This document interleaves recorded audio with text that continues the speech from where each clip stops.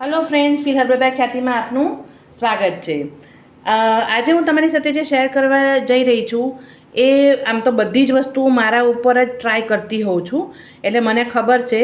અને મેં આયુર્વેદિકમાં ને એમાં સાંભળ્યું હતું ને વાંચ્યું હતું પણ ખરું કે સૂકા ધાણાનું પાણી અને ત્રિકટુ ચૂર્ણ એનાથી તમારા થાઇરોઇડમાં ફરક પડતો હોય છે।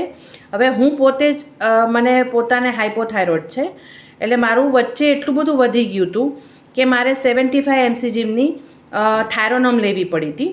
અને પછી મને એવું થઈ ગયું કે હવે આ વસ્તુ તો મારે કરવું જ નથી, ધીમે ધીમે આનો ડોઝ ઓછો કરી નાખવો છે, પણ એમને એમ તો થાય નહીં અને વધારે દવાઓ મારે લેવી નથી। એટલે મેં આ પાણી, ધાણાનું પાણી અને ત્રિકટુ ચૂર્ણનું પાણી એ સવારે અને આ રાતના લેવાનું ચાલુ કર્યું।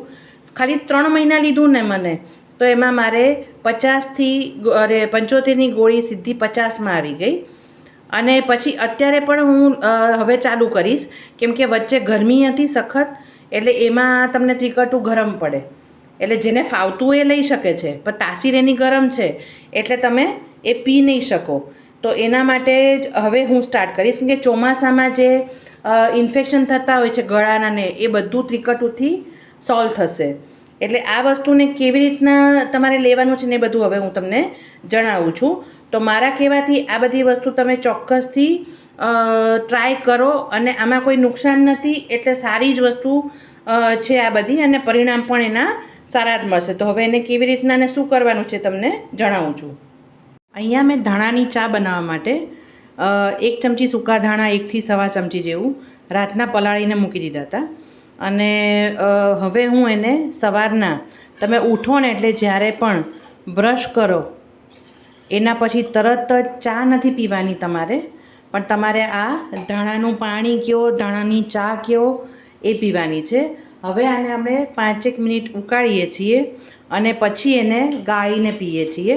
હવે એ વસ્તુ હંમેશા તમે આ કરશો ને 3 મહિના બી કરશો ને તો તમારું થાઇરોઇડ ખરેખર, મારો પોતાનો જાત અનુભવ છે કે થાઇરોઇડ એકદમથી લેવલ કરતાં નીચે આવી જાય છે।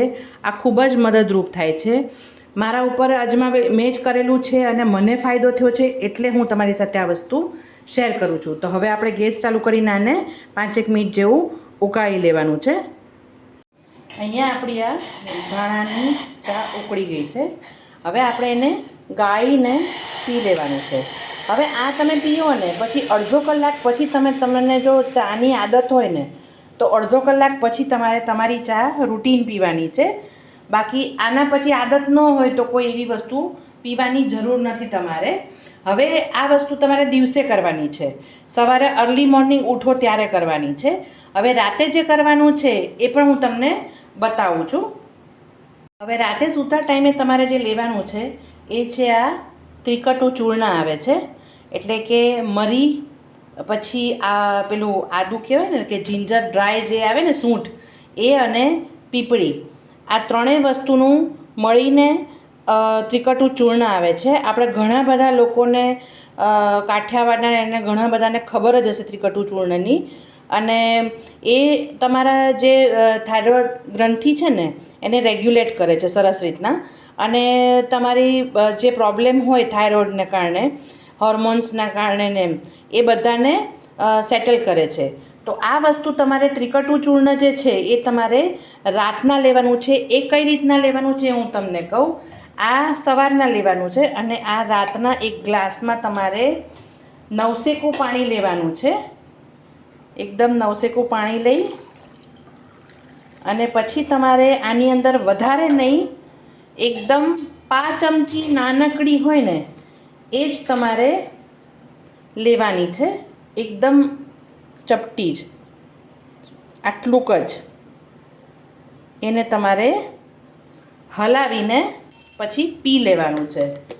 આ વસ્તુ તમારે એટલી કોઈને ગળામાં પ્રોબ્લેમ રહેતો હશે ને કે સાઇનસ કે કંઈ પણ, એ બધામાં તમને ખૂબ જ કારગર નીવડશે। અને તમારે શરદી, ઉધરસ, કફ એ બધામાં પણ ત્રિકટુનું પાણી તમે પીશો ને તો એમને પણ બહુ જ સરસ ઇફેક્ટ આવશે। તો તમે જોઈ શકો છો આને।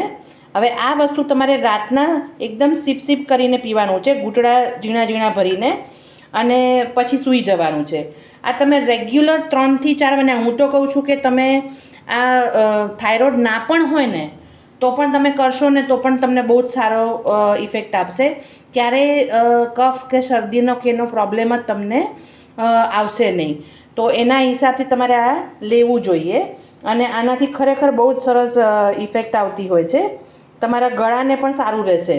તો એક વખત મારા કહેવાથી આ બધી વસ્તુઓ મારા પોતાના પર મેં ટ્રાયડ એન્ડ ટેસ્ટેડ છે. એટલે તમે આ વસ્તુ કરી જ શકો છો. આનાથી કોઈ નુકસાન નથી અને ફાયદો જ છે.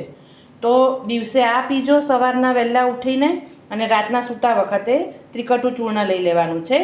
અને પછી તમે આવી રીતના ચોમાસાથી લઈને શિયાળા સુધીનો આખું 6 મહિના કરી નાખોના, પછી બાકીના 4-6 મહિના આરામ કરો તો બી તમારા ગળાને આરામ મળી જશે અને થાઇરોઇડ પણ તમારો નોર્મલ ધીમે ધીમે થવા માંડશે. તો ફ્રેન્ડ્સ, આવી જ નવી નવી રેમેડીની રેસિપીઝ જોવા માટે મારી ચેનલને લાઇક કરો, શેર કરો અને સબસ્ક્રાઈબ કરો. Thanks for watching.